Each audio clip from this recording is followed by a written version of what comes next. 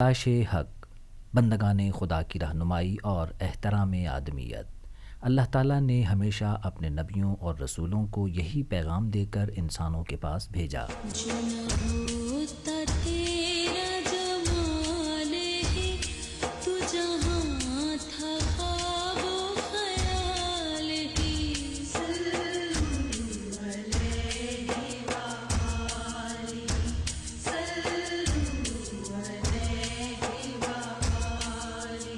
نبی آخر الزماں حضرت محمد مصطفیٰ صلی اللہ علیہ وآلہ وسلم کی بعثت کے ساتھ ہی رسولوں اور انبیاء کرام کی آمد کا سلسلہ تمام ہوا، لیکن آپ صلی اللہ علیہ وآلہ وسلم کے وصال کے بعد توحید پر مبنی اللہ کے آخری اور آفاقی پیغام کو رہتی دنیا تک کے انسانوں تک پہنچانے کا سلسلہ جاری رہا۔ پہلے صحابہ کرام، پھر تابعین اور ان کے بعد تبع تابعین، اور پھر اللہ نے دین حق کی اشاعت کا کام ایسے ولیوں سے لیا جو اللہ کی وحدانیت کا پیغام بھٹکی ہوئی انسانیت تک پہنچانے کے لیے ہر دشت و دریا عبور کرتے چلے گئے۔ اللہ تعالیٰ نے اپنی معرفت کو اپنے محبوب نبی کریم صلی اللہ علیہ وآلہ وسلم کی امت کی جن پاکیزہ ہستیوں کے ذریعے عام کیا، وہ توحید کے داعی اور عشق رسول صلی اللہ علیہ وآلہ وسلم کے جذبے سے سرشار ہوا کرتے تھے۔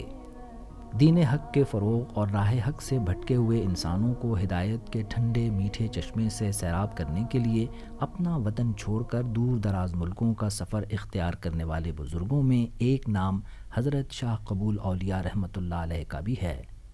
نگاہ برق کی میں نے تجلیوں کا کیا کہوں، اسی کو سب عطا ہوا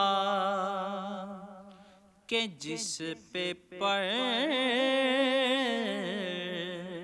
گئی نظر۔ برصغیر پاک و ہند میں علماء کرام، مشائخ اعظام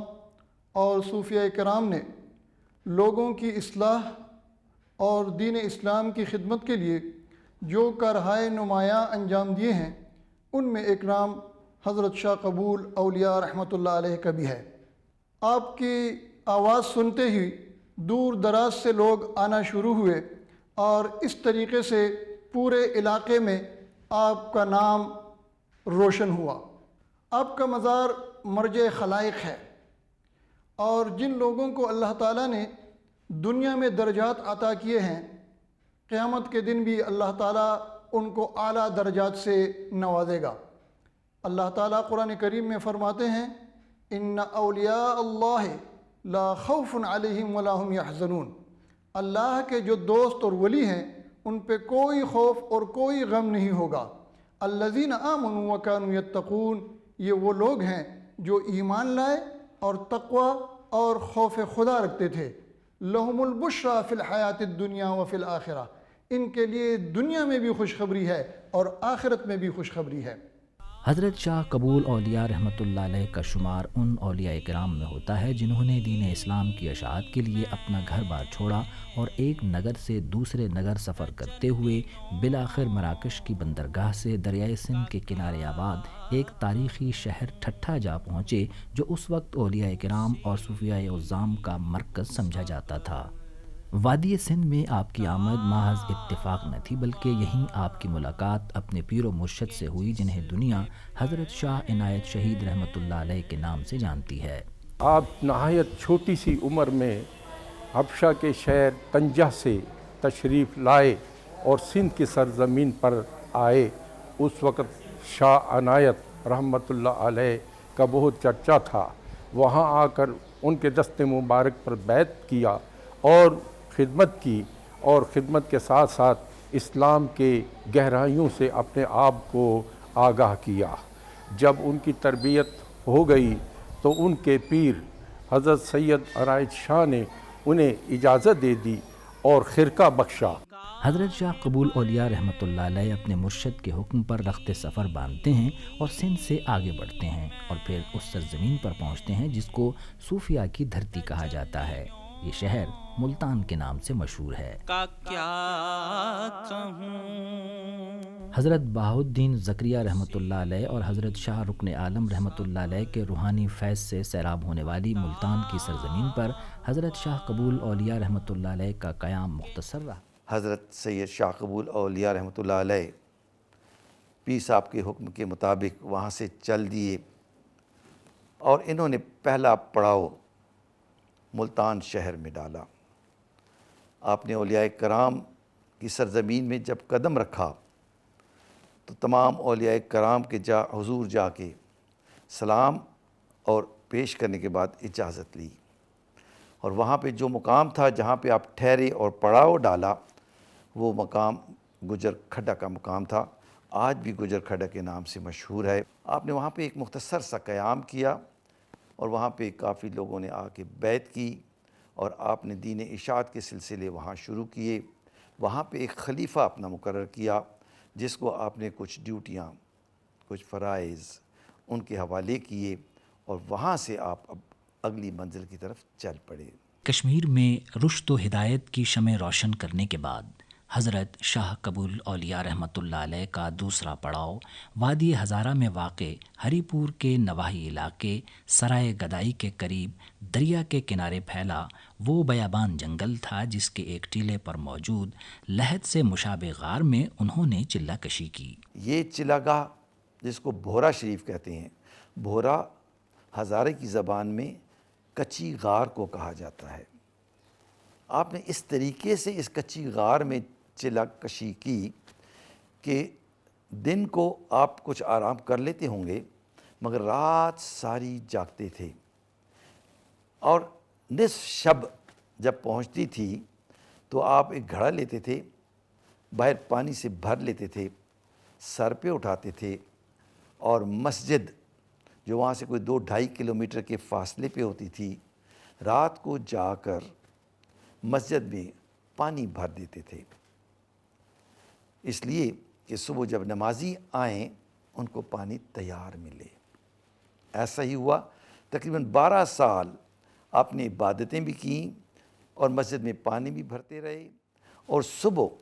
جب نمازی آتے تھے تو ان کو تیار پانی ملتا تھا۔ تقریباً 12 سال تک یہاں کے لوگ آپ کے اس روحانی چشمہ فیض سے سیراب ہوتے رہے،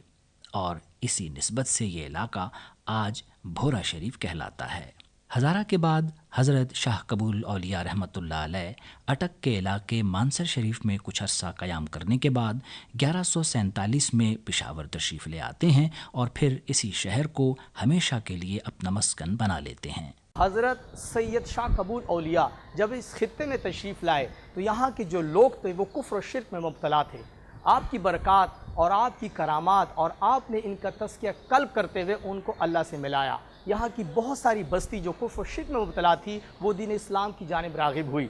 آپ کے 2 جید جلیل القدر خلفاء جن میں دیوان داتا کا نام مشہور ہے اور عبد السلام کوہستانی کا نام مشہور ہے، ان کے متعلق یہ فرمایا جاتا ہے کہ ان میں سے پہلے جو ہیں وہ غیر مسلم تھے، لیکن ان کی برکات کی بنا پر وہ مسلمان ہوئے۔ پشاور میں قیام کے دوران حضرت شاہ قبول اولیاء رحمۃ اللہ علیہ کی بزرگی اور کرامات کی خوشبو 4 عالم میں پھیلنے لگی، اور پھر رفتہ رفتہ دیگر شہروں کے عقیدت مند بھی حضرت شاہ قبول اولیاء رحمۃ اللہ علیہ سے کسب فیض کے لیے پشاور کا رخ کرنے لگے۔ آج بھی جاری ہے فیض عام تیرا شاہ قبول، مل رہا ہے سب کو یکساں جام تیرا شاہ قبول۔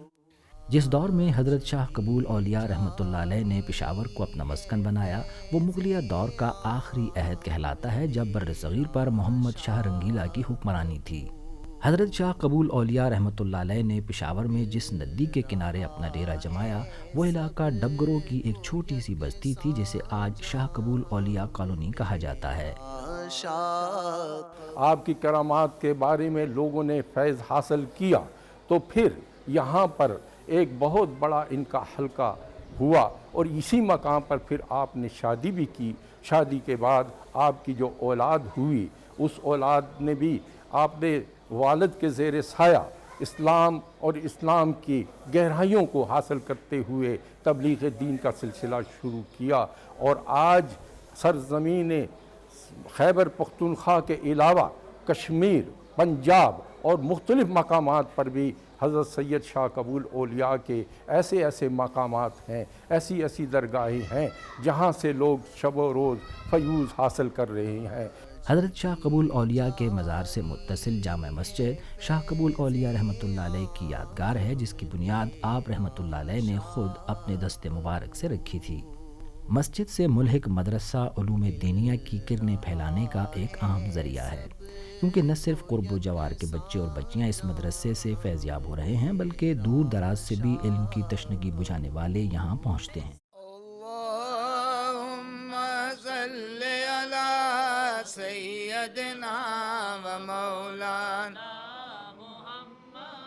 محبوب خدا سید و سرور کے برابر لاؤ تو کوئی میرے پیمبر کے برابر، لاکھوں ہے زمانے میں سکندر کے برابر، کوئی نہیں آقا تیرے نوکر کے برابر، اللہم صلی علی سیدنا و مولانا۔ حضرت شاہ قبول اولیاء رحمۃ اللہ علیہ کے دل میں اشاعت اسلام کی لگن ہر لمحہ موجزن رہتی تھی، اور اسی جذبہ صادق کے تحت آپ نے اپنے چھوٹے بیٹے حضرت شاہ علی اکبر رحمۃ اللہ علیہ کو کشمیر کی طرف روانہ کیا۔ حضرت سید شاہ قبول اولیاء رحمۃ اللہ علیہ نے جہاں جہاں تک ممکن تھا اپنی اولاد کو بھیجا۔ آپ کے 2 بیٹے پشاور میں تھے، ایک کا نام سید شاہ مرتضیٰ رحمۃ اللہ علیہ جو بڑے بیٹے ہیں، اور چھوٹے بیٹے حضرت شاہ علی اکبر رحمۃ اللہ علیہ۔ بڑے بیٹے حضرت شاہ مرتضیٰ رحمۃ اللہ علیہ پشاور میں ٹھہر گئے، اور چھوٹے بیٹے کو انہوں نے تبلیغ کے لیے کشمیر بھجوا دیا، جو ندول میں اس وقت بھی وہاں پہ ان کا مزار ہے اور ان کی اولاد وہاں پہ ہے، اور باقاعدہ وہ دین اسلام کی تبلیغ میں پورا کا پورا حصہ لے رہی ہے۔ حضرت شاہ قبول اولیاء رحمۃ اللہ علیہ کے فرزند ارجمند حضرت شاہ علی اکبر رحمۃ اللہ علیہ کا مزار آج بھی ندول شریف میں موجود ہے، اور ان کی سعادت مند اولاد اپنے اسلاف کی طرح دین اسلام کی خدمت کے لیے کشمیر کے مختلف علاقوں مثلاً ندول، سدن گلی، چکار اور جھنڈالی وغیرہ میں مصروف عمل ہے۔ حضرت شاہ قبول اولیاء رحمۃ اللہ علیہ کے پوتے حضرت سید جلال الدین رحمۃ اللہ علیہ کوہالہ کے راستے کشمیر پہنچے اور اہل کشمیر کے قلوب کو اسلام کی ازلی و ابدی پیغام کی کرنوں سے منور کیا۔ وادی کشمیر میں دھیر کوٹ، سرمیلا، منگ بجری اور کئی دیگر مقامات پر حضرت شاہ قبول اولیاء رحمۃ اللہ علیہ کی اولاد آج بھی اپنے بزرگوں کی روشن روایات کو لے کر بندگان خدا کی رہنمائی کا فریضہ انجام دے رہی ہے۔ کا کیا کہوں اسی کو سب سجادہ نشین درگاہ حضرت شاہ قبول اولیاء رحمۃ اللہ علیہ مجاہد بن سید گیلانی بھی حضرت شاہ قبول اولیاء رحمۃ اللہ علیہ کے سلسلہ نسب سے تعلق رکھتے ہیں، اور اشاعت اسلام کو اپنا فرض عین سمجھتے ہوئے تحریر و تقریر ہر انداز میں لوگوں کی اصلاح کا بیڑا اٹھائے ہوئے ہیں۔ پشاور میں حضرت شاہ مرتضیٰ رحمۃ اللہ علیہ اور ان کی اولاد آج تک پشاور میں سلسلہ تبلیغ اور رشد و ہدایت کے جو سلسلے ہیں جاری اور ساری کیے ہوئے ہیں۔ جہاں ان کی اولاد نہیں پہنچ سکتی تھی آپ نے خلفاء کو بھیجا، تو اپنے خلفاء کو بھی انہوں نے بکھیرا اور اپنی اولاد کو بھی، حتیٰ کہ اپنے پوتوں کو بھی انہوں نے مختلف مقامات پہ دین اسلام کی تشہیر اور تبلیغ کے لیے بھیجا۔ حضرت شاہ قبول اولیاء رحمۃ اللہ علیہ کے مرکز یعنی پشاور میں ہمیں فخر حاصل ہے کہ ہم کوشش کرتے ہیں اپنی کہ جتنا بھی ہو سکے دین کی روحانی خدمت کی جائے۔ عوام کو اسلام کی اصل روح سے روشناس کرانے کے لیے اکیڈمی حضرت شاہ قبول اولیاء رحمۃ اللہ علیہ کا قیام بھی عمل میں لایا گیا، جو صوفیزم کو ایک باقاعدہ سائنس کے طور پر پیش کر رہا ہے۔ حضرت شاہ قبول اولیاء رحمۃ اللہ علیہ 1181 ہجری کو اس دنیا سے پردہ فرما گئے، لیکن ان کے روحانی فیض کا سلسلہ آج بھی جاری ہے۔ اللہ کی کبریائی، بندگان خدا کی خدمت، امن و محبت اور عشق رسول صلی اللہ علیہ وآلہ وسلم، حضرت شاہ قبول اولیاء رحمۃ اللہ علیہ کی تعلیمات کی یہ کرنیں رہتی دنیا تک، دنیا کے گوشے گوشے تک پھیلتی رہیں گی۔ آج بھی جاری ہے فیض عام تیرا شاہ قبول مل رہا ہے سب کو یک